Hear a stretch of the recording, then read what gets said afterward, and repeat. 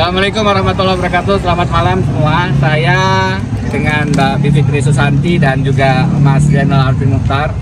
Kami lagi di depan DPR sekarang pukul 18.26. Masa masih relatif berkumpul di DPR, ada yang di pintu belakang juga. Kami ingin sedikit menyampaikan pemikiran, ada 3 barangkali ya, paling tidak untuk kita sama-sama dorong isu ini. Satu adalah BEP atau Uceng juga. Ini kan mulai muncul berita bahwa akan tidak disahkan ini perubahan undang-undang pilkada. Komentar di BEP gimana kira-kira? Pertama, menurut saya kita mesti hati-hati deh. Narasi tidak membatalkan atau tidak mengesahkan bukan berarti kekisruhan pilkadanya lewat. Karena mungkin aja tidak dibatalkan sebagai undang-undang, tapi kemudian mereka akan bilang, oh putusan 70 itu yang ini ya, umur itu cukup tidak jelas gitu ya, kalau nggak salah ya, sehingga maaf, itu mesti kita ikuti, nah gitulah kurang lebih lah. Sementara putusan 60, jadi mereka memang balik ke putusan MK, nggak jadi pakai undang-undang, tapi mereka tebang pilih gitu. Yang ini 70 dilaksanakan, 60 enggak. Nah, barangkali itu yang sebenarnya tengah terjadi. Belum tahu sih, karena beritanya masih sangat baru, ini kan masih jam 8 gitu. Iya. Dan barangkali Uceng itu kan berita, belum tentu juga betul. Jangan-jangan untuk menghilangkan semangat juga. Kayaknya anak ST-nya datang. Iya. Saya sih yang paling mulang. NT pegang sendiri lah ini. Kalau ini nggak berfungsi. Berfungsi, tapi ini siapa tahu berfungsi. Kalau ada atiran soalnya nih. Kalau dihitungnya dari tweet yang disampaikan oleh Dasko, saya kira clear. Poinnya adalah satu, undang-undang tidak jadi.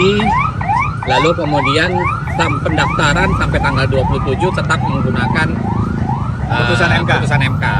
Artinya eksplisit sebenarnya dia mau bilang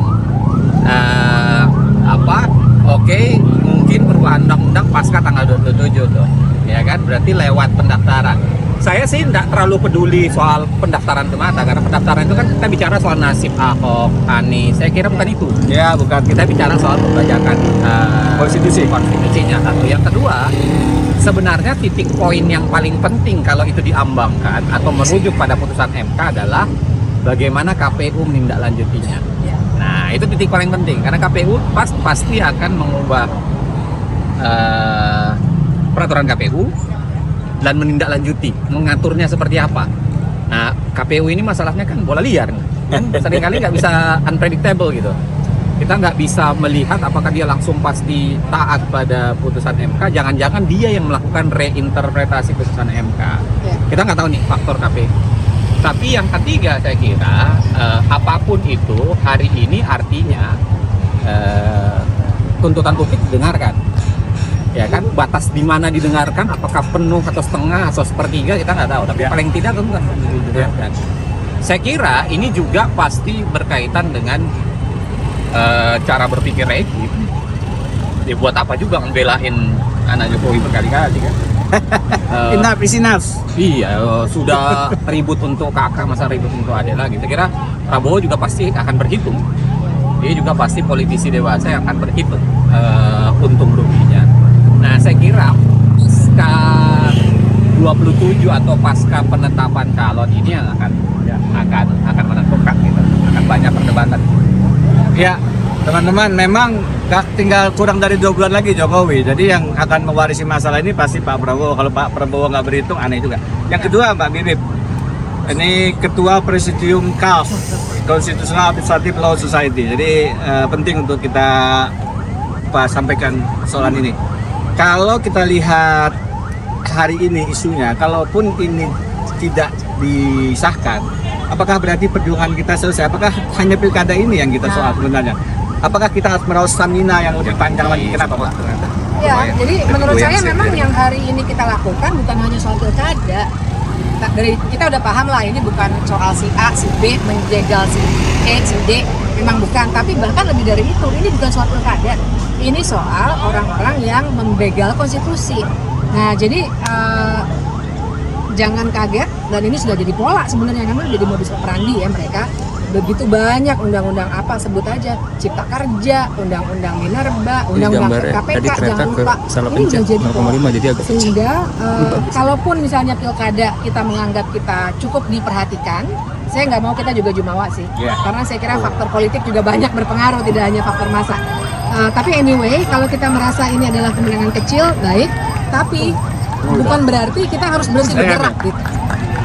Ini masih seru nih di belakangnya.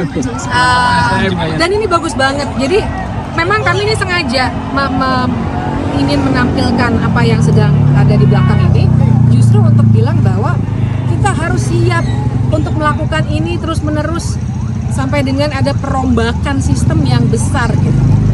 Karena kalau sekarang pilkada kita agak dikasih angin, kita difur gitu ya, dikasih angin. Jangan kaget, nanti mungkin tahun depan ada lagi soal lain, ada lagi mungkin PSN, proyek strategis nasional yang baru, dan seterusnya. Selama perilaku politik masih seperti ini, selama masih ada kartel politik, dan selama oligarki masuk untuk mempengaruhi pembuatan undang-undang, kita harus selalu siap untuk bergerak. Jadi saya pengen bilang sebenarnya, yuk kita jaga stamina teman-teman, dan makin besar kan like-minded people, orang-orang yang udah kritis kayak kita-kita gini dan mau bergerak gitu. Jangan berhenti sekarang. Iya, karena yang kita perjuangkan bukan semata RUU Pilkada, putusan MK, yang kita perjuangkan lebih jauh dari itu. Krisis konstitusi ini kan yang paling mengesalkan kalau bagi saya ya. Dia dikecilkan menjadi bisa dicalonkan atau tidaknya Gibran di putusan 90, bisa dicalonkan atau tidaknya Kaisang di putusan 70. Jadi sangat kecil arti konstitusi kita di otak-atiknya gitu. Itu paling mengganggu saya, tapi bukan orang per orang sih, tetap values-nya.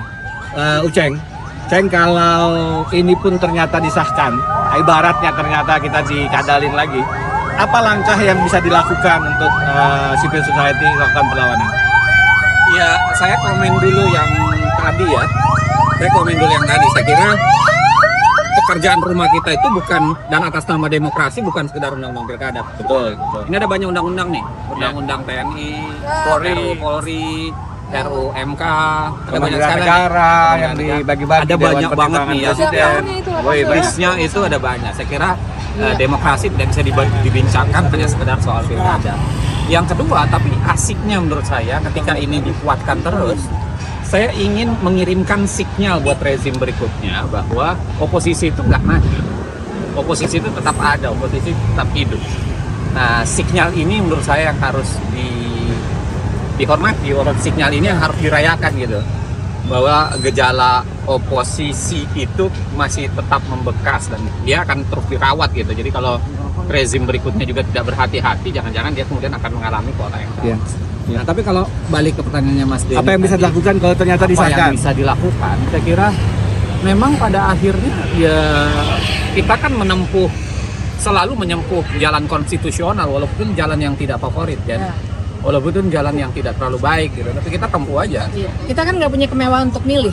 Dan atau membekok-bekokkan konstitusi sebagaimana kita tidak punya kewenangan memilih, tidak bisa membegal, tidak punya takdir untuk membegal dan sebagainya. Kita mau tidak mau terhadap PMK. Tapi pada saat undang-undang perubahannya ke Mahkamah Konstitusi.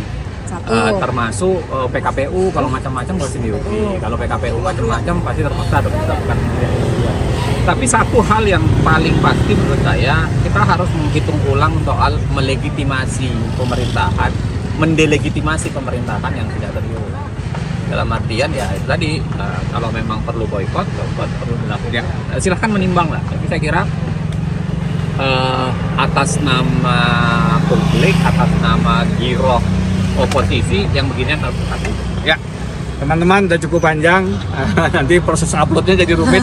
Tapi tadi saya membaca atau tweet atau apanya Mbak Bibip, kalau mereka bisa membegal atau membangkang terhadap konstitusi, maka kita bisa melakukan pembangkangan sipil. Disobedience. Mas Uceng mengirimkan juga posting yang kira-kira mereka yang membangun istana dengan derap berbaris 87 miliar. Yang sekarang merobek-robek bendera merah putih. Hari-hari ini kami akan mengajarkan bagaimana bendera merah putih itu dijahit dan diutuhkan kembali. Kurang lebih begitulah. Jadi salam perjuangan teman-teman. Ini kita juga para pegiat, para pengajar hukum tata negara, hukum administrasi negara di KALS. Tadi kami diskusi juga. Alhamdulillah ada lebih kurang 500 pesertanya. Mudah-mudahan virus kewarasan ini terus menyebar.